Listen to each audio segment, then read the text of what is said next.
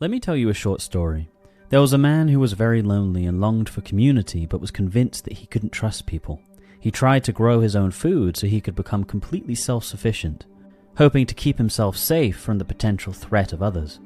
But he had no idea how to grow food and was so afraid of people trying to steal it that he hid it in a covered patch of the soil behind his fence. No matter how many times he checked, the seeds wouldn't grow. The man saw that his neighbor had a luscious garden filled with homegrown food. The man wanted to ask for help but was terrified of engaging with his neighbor.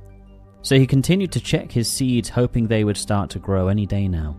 However, over time the man made no progress and became desperate. Eventually he risked asking his neighbor for help. His neighbor showed him that he had to have his seeds out in the open so they could get light. The man thanked him and replanted the seeds. Suddenly he began to notice sprouts. Filled with excitement, the man returned to the neighbor and asked for more guidance. The man was still filled with trepidation approaching his neighbor, but as his garden started to blossom, so did his trust. Over time, the man grew a beautiful garden of food and became very good friends with his neighbor. No longer in need of hiding, the man shared his food with the people of his town, becoming a cherished member of his community. This story symbolizes the natural inner conflict between growth and decay. How often we are split between what we want and what we actually need. What is it within us that compels us to grow, and how do we overcome this divide between our better and worse natures? You're watching Archetypal Wisdom. Join me in exploring the symbolic truths and mysteries of humankind. Remember to like and subscribe.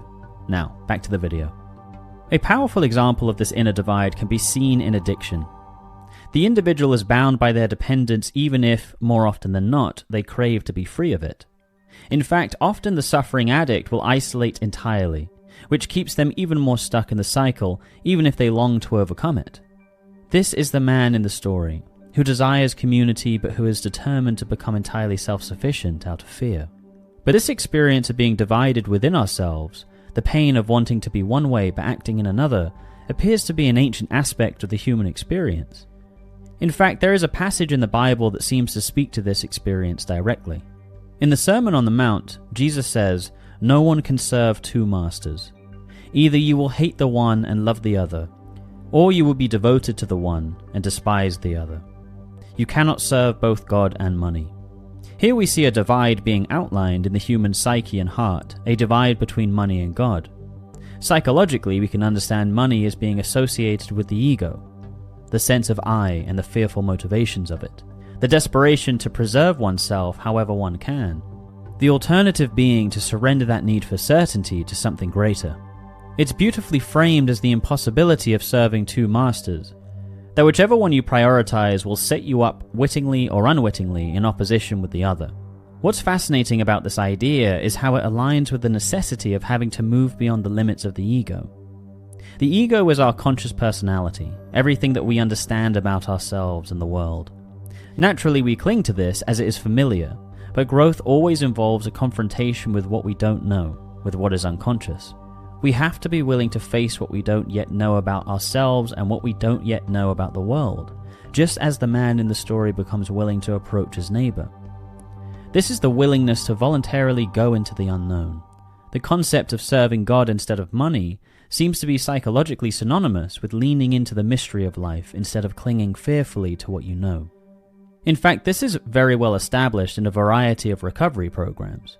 For example, the 12-step recovery program for addiction is fundamentally predicated upon this idea of moving beyond the ego to something greater.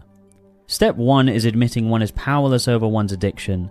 This is the acceptance of defeat in terms of the ego. It's the admission of who I am now and what I know currently isn't working. This then leads to steps 2 and 3, which are all centered around the idea of surrendering and coming to believe in a power greater than oneself, which can restore one to sanity. Much like the man in the story when he starts to accept that he is unable to grow his food on his own resources and goes into the unknown territory of his neighbor for help. This then leads to step 4, which is essentially a confrontation with oneself. It is a thorough investigation into everything one doesn't want to admit or look at within one's personality and life. This then eventually turns into a life of service and frequently watching for when one becomes self-centered and controlling. This is a system which has saved millions from the despair of addiction, and it seems to directly correlate with this idea of not being able to serve two masters. One stops serving the ego and moves to something beyond this, which eventually leads to healing and an end to the dysfunction and pain of addiction. This same motif can be found in logotherapy.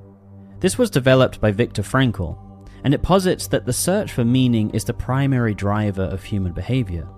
Frankl believed that a sense of purpose, especially one that transcends the ego, can transform suffering and provide resilience. Frankl was a man who experienced firsthand the worst of humanity. He was a survivor of the Holocaust. Frankl argued that a life centered only on personal satisfaction, pleasure, or self-interest ultimately leads to emptiness, which he termed the existential vacuum. True meaning, he believed, is found by transcending the ego. In practice, this means committing to values, relationships, or purposes that are meaningful on a larger scale and benefit others or align with higher principles. Again, this corresponds with the notion that if you choose to serve the ego as your master, you will ultimately suffer. Just as the man in the story did when he tried to hide from the world consumed by suspicion and self-preservation. In fact, this idea of transcending the ego is also an essential part of what Carl Jung called individuation. This is the journey of psychological development and maturation over the course of a lifetime. Jung believed that the individual had to contend with the unconscious. In fact, Jung called the totality of the psyche the archetype of the self. The self archetype is the entirety of the psyche, both conscious and unconscious. The conscious part was referred to as the ego. He believed that the individual had to be willing to face all of themselves and integrate more of the unconscious into their conscious personality or ego structure. This is the relationship between ego and the self. In fact, Jung believed that the self archetype is actually pushing the conscious ego to develop and integrate more of it. This can be seen in dreams, which present unconscious dynamics of the individual. As one explores their associations to all of their dreams' images, a subtext begins to form. What initially appeared as bizarre, random, and cryptic suddenly starts to paint a painfully exposing truth about the dreamer's psychology. Dreams will often reveal psychological imbalance and give symbolic insight into the solution. Another example of how the self compels the ego to grow is through challenging relationships which repeat themselves, professional or personal. The repetition of these experiences are unconsciously motivated. The person is unwittingly projecting unresolved unconscious issues into situations and contributing to cyclical patterns. The pain of this will often compel the person to pause and introspect, much like the addict who hits rock bottom and admits they need help. This opens up the gateway to facing ourselves and the unconscious. So how exactly do we integrate the unconscious? Well, this isn't just an abstract theoretical concept, but actually an embodied one. It seems that as we step into the unknown aspects of life, we will be inherently challenged. This process is an uncomfortable one because it will activate dormant parts of our personality which aren't under conscious control. This will often bring forth a swell of difficult and even painful feelings, but this is the threshold. It's this discomfort that is actually the ego being confronted with the unconscious in real time. If the individual can withstand this discomfort and stay present with it, they will slowly be affected and changed by it. They will become more and more familiar with this unrealized potential in them until it becomes just another part of their ego structure. This same theme of being developed and transformed by our willingness to face the unknown is the essence of exposure therapy.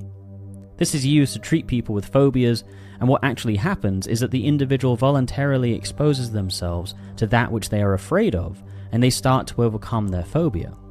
The fear doesn't actually lessen, but they develop more courage in relation to it. Just like the man in the story who slowly develops a relationship with his neighbor out of necessity, which then changes him. It seems that in this way the external world and the internal world are deeply linked. In fact, in understanding this as an essential part of human development, the perspective of serving the right master starts to make a lot of sense. This ancient truth tells us that we want to prioritize the developing force of the unknown that presents itself in the world and within the unconscious, which it seems is synonymous with God. That this is actually the priority to hold in reverence and respect. In this way, we are prepared to be challenged. We are prepared to be changed. We identify more with the constant part of us which is present throughout all of the transformations, as opposed to the current stage of our personality. That way we depend more on the great mystery, the self-archetype, God, as opposed to the ego structure.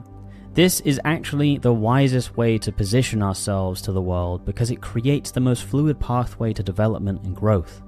If we can take on this courageous stance to the unknown, to the mystery of life, we can watch ourselves be transformed into a crucial member of the human race, just as the man was transformed into a cherished member of his community. You've been watching Archetypal Wisdom. Remember to like and subscribe. Stay wise.